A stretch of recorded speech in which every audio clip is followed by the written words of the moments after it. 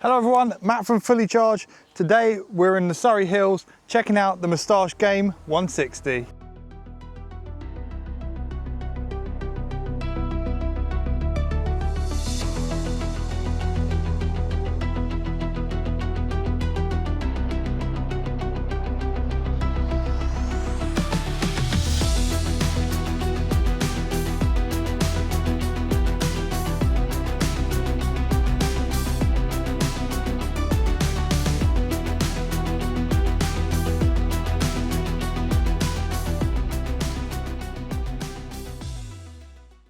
So I'm lucky enough to work as a mechanic in an e-bike shop.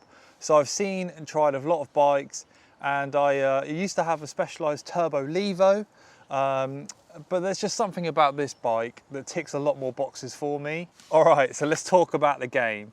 It's got a completely new no-cut frame design, and it's been hydroformed with varying thicknesses to optimise both weight and performance.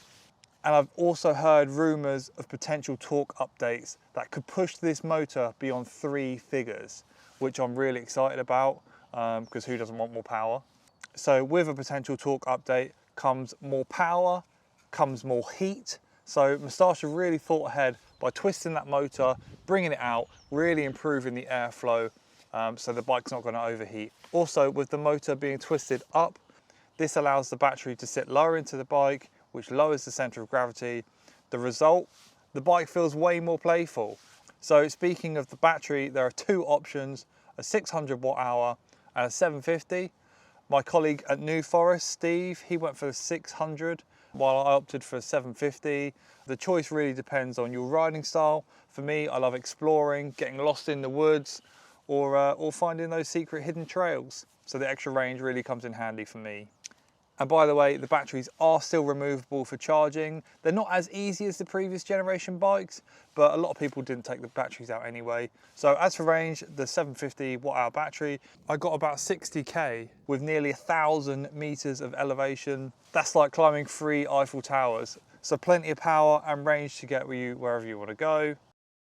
Also, if you make a wrong turn, there's plenty of range to get you back up that hill.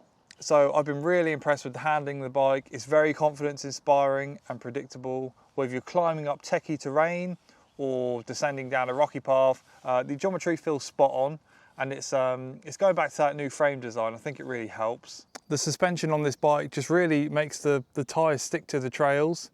It just glides over absolutely everything you throw at it. So one thing I have noticed is just how quiet the motor is. This is like completely silent country lanes. You can hardly hear it. It's not distracting, it doesn't get in the way of your ride. The old CX definitely made more of a noise. This is more of like a gentle kind of hum. Yeah, pretty impressive stuff. So with the Gen 5 CX, you'll notice immediately how quieter this motor is compared to the previous Gen 4. Not only on climbs, but descending too. Now the 160.8 comes with the SRAM T-type electric shifting. This takes the cable completely out of the shifting, so you will have more precise gear changes with no cable stretch, far less maintenance, and it's a lot stronger. Now I don't want to bore you with geometry specs, so I'll flash this up on screen. You can pause it, read it yourself. Now let's get back to the bike. So Moustache have 2 different options of travel to go for.